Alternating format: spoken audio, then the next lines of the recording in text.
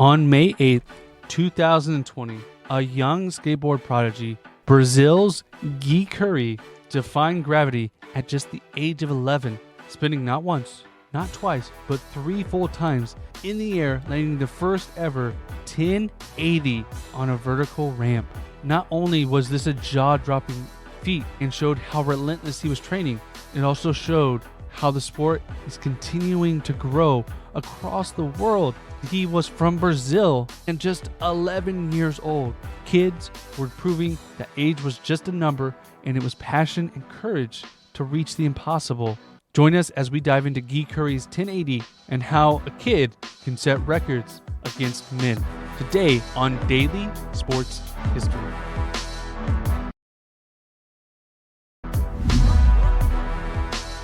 Welcome to Daily Sports History. I'm Ethan Reese, your guide, as you daily learn more about sports history, increasing your sports knowledge.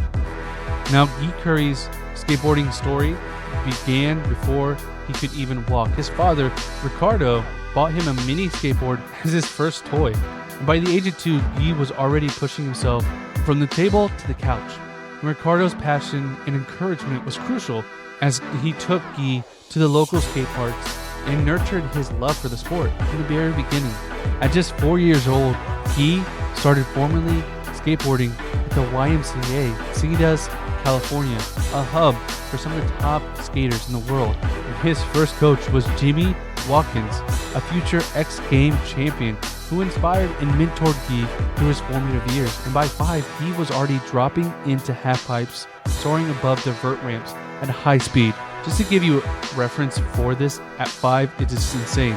I used to skateboard when I was a teenager, and I struggled to drop into half pipes and get any air or do anything on a skateboard. As a teenager, this kid is 5.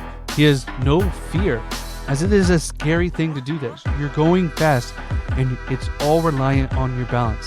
And he was surrounded by a supportive community in the skateboarding world, and Gui's skills rapidly advanced. He became the youngest skateboarder ever to land a 900, which is 2.5 complete turns. We covered the very first 900 landed in competition with Tony Hawk, which was a huge moment in skateboarding history. And he did this at the age of 8. In 2019, at the age of 10, he became the youngest athlete ever to compete in those X Games. Though he did not win, just being there was huge for him. His discipline has set him apart.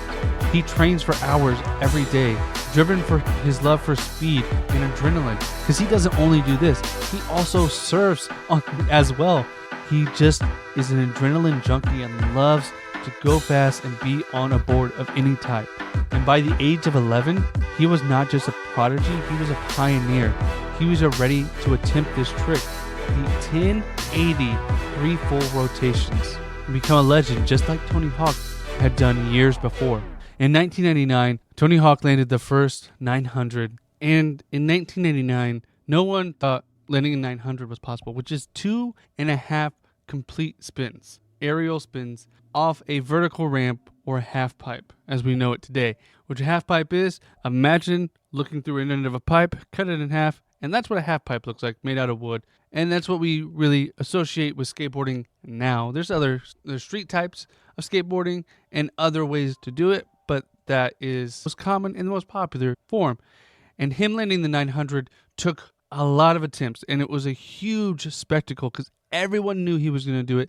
X Game was literally at the heights. Everyone was cheering for him. Everyone was looking for that moment. When he landed it, it was huge. Like literally, when we talk about storming the field, they stormed the vert pipe. And after that, the next milestone in skateboarding was the 1080. But many didn't think it was even possible.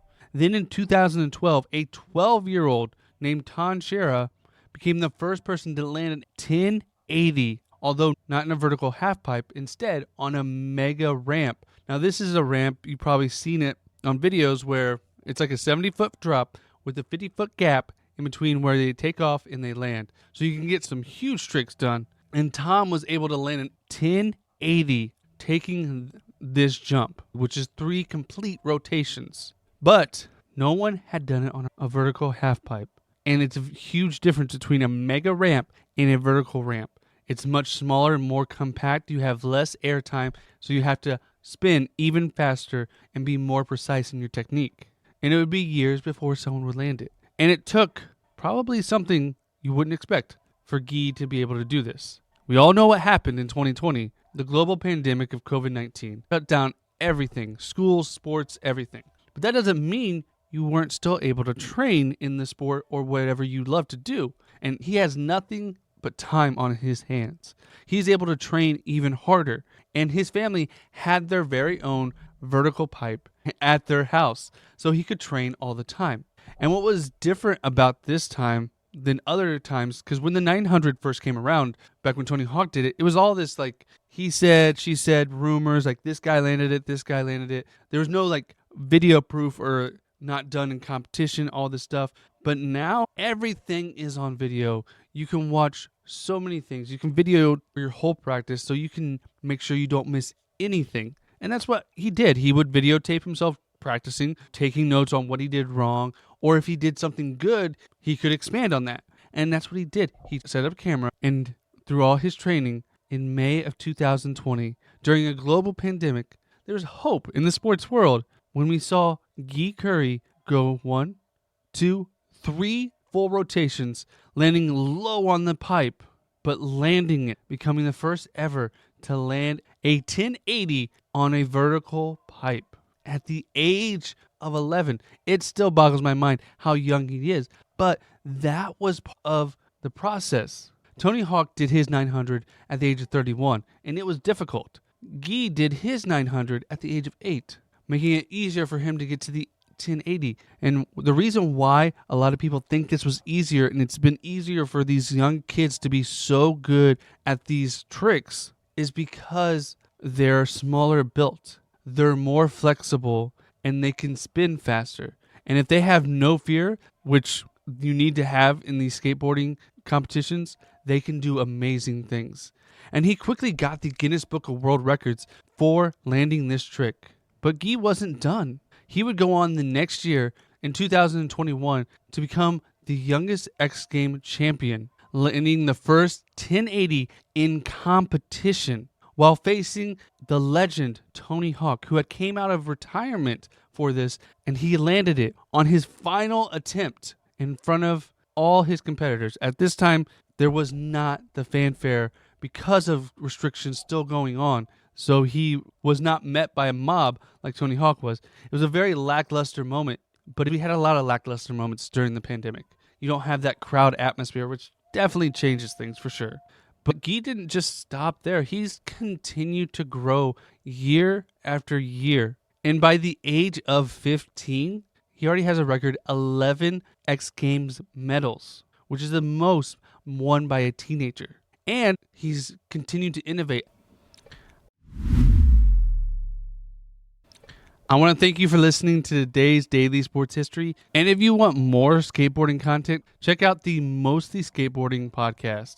We're your hosts, talk about all the current events in skateboarding, mostly, and all the other topics going on around the world. Check them out. We'll put a link in the description below for you to check out what's going on in skateboarding with the Mostly Skateboarding podcast. And if you enjoyed today's episode, please make sure you like and subscribe wherever you're at. That way you do not miss an episode, because we are Monday through Thursday. And as we continue to grow, we're going to add Friday and maybe Saturday and Sunday. So help us grow, because we want to give you even more daily sports history.